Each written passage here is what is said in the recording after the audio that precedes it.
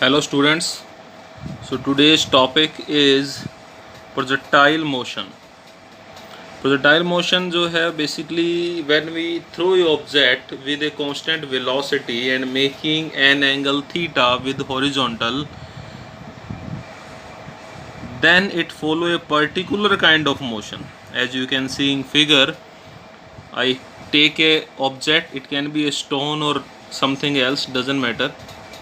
इसे जो है u इनिशियल वेलोसिटी से by making an angle theta with horizontal we throw this, then it will follow this kind of path and again hit the ground after a particular time and a particular distance.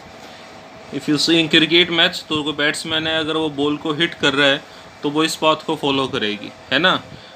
अगर आप कोई भी stone लें किसी open ground में, जो है उस स्टोन को विद एंगल थीटा और एक वेलोसिटी u से थ्रो करें, then it will follow the same path. So this path is known as projectile motion.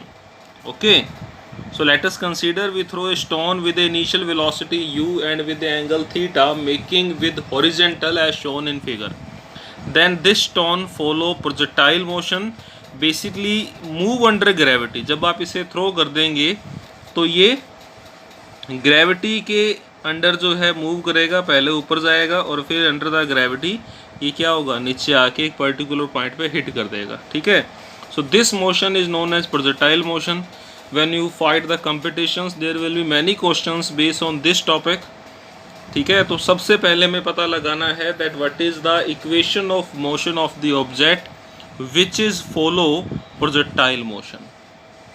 Equation of motion से मतलब ये है कि किसी पर्टिकुलर टाइम पे at any time t let the point is eight here and the coordinates are x and y. So this distance will be x and this distance that will be y. As we know that, हमें पता है, ये बातें हमने पढ़ी हुई है up to 10th कि इस जो पॉइंट है इससे कोऑर्डिनेट एक्स वाई का क्या मतलब है कि वाई एक्सिस पे वो वाई डिस्टेंस पे and x axis it is at x distance. ठीक है.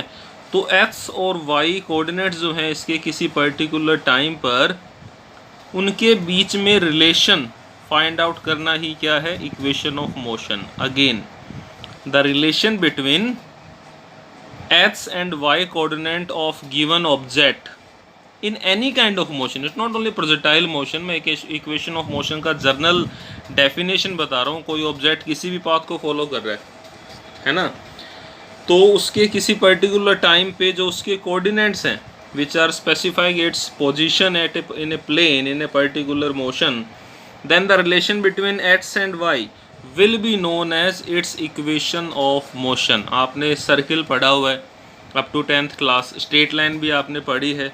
Maybe it will be in your 11th class also.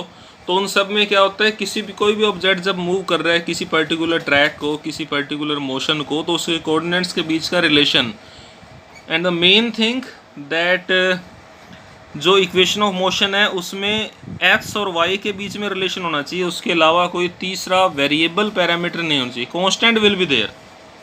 जैसे यहाँ पर u कांस्टेंट है, जिस वेलोसिटी से हमने थ्रो किया इट विल बी सेम.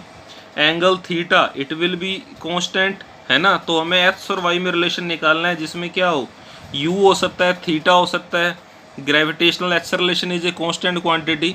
तो we have to find out the relation between x and y in which x और y के अलावा बाकी सब क्या होने चाहिए, कांस्टेंट्स होने चाहिए. ठीक है. जब ये ऑब्जेक्ट मूव करेगा तो टाइम कांस्टेंट नहीं रहेगा, मतलब एक्स और वाई में ऐसा रिलेशन जिसमें टाइम इंक्लूड नहीं हो, that will be show in the equation of motion. Got it.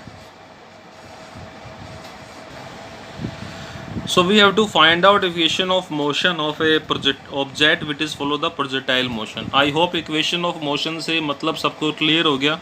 The relation between x and y coordinate of a object, and rather than these two values, these two variables, other should be constant. x और y के अलावा पूरी equation में बाकी सब constants होंगे तो वो इक्वेशन ऑफ मोशन कहलाएगी.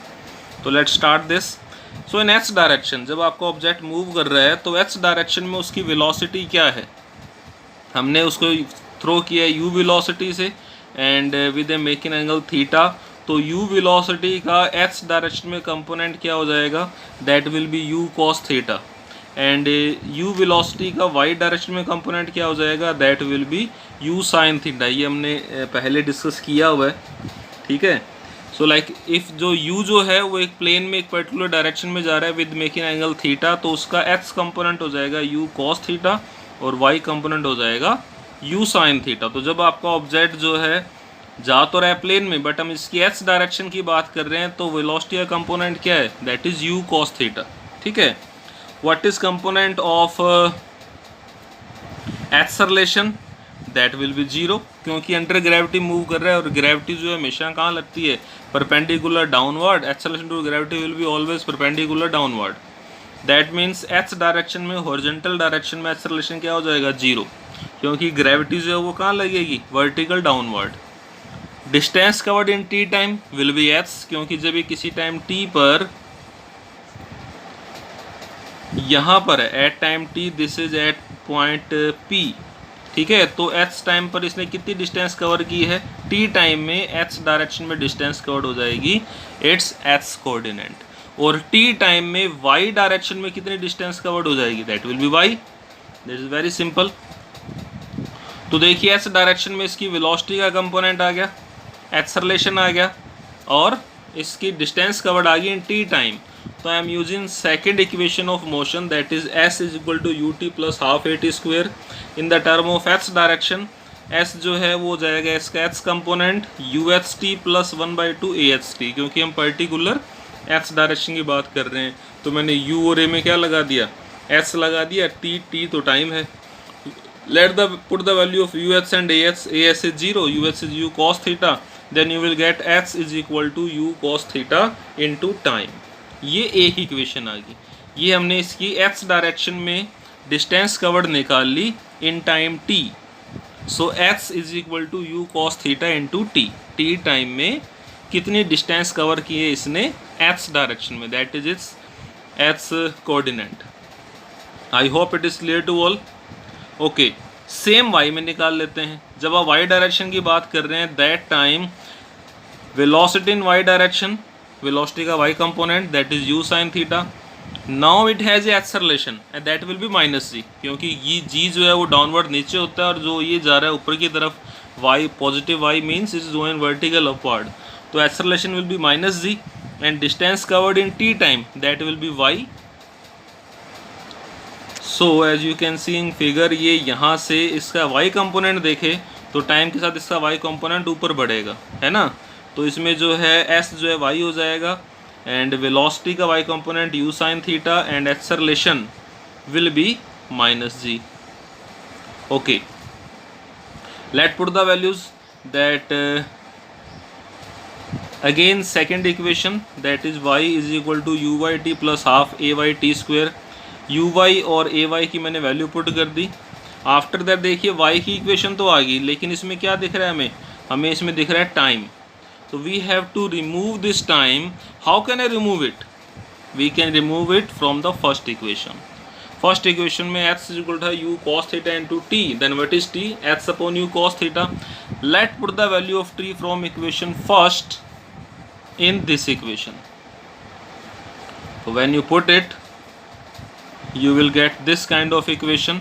मैंने t की जगह x cos theta x upon u cos theta put कर दिया, सॉल्व कर लिया, u से u कैंसिल आउट हो जाएगा, sine upon cos that is 10 and half x square minus g upon u square cos square theta, minus को multiply कर दिया, then we will get this equation. और जब आप इस इक्वेशन को ध्यान से देखेंगे देन यू कैन सी कि इसमें x है, y है, थीटा है, u है और g है, and u, g and theta all are constants value. तो basically this equation is showing the equation of motion of a object which follow projectile motion. Equation of motion का मतलब ये होता है कि x और y कोऑर्डिनेट्स के बीच में रिलेशन, जबकि बाकी सब क्या हो, कांस्टेंट हो। देखिए टाइम को मैंने इसलिए रिमूव किया क्योंकि टाइम भी जो है वो जैसे जैसे पार्टिकल बढ़ेगा टाइम भी चेंज होगा, तो इट्स ए वेरिएबल।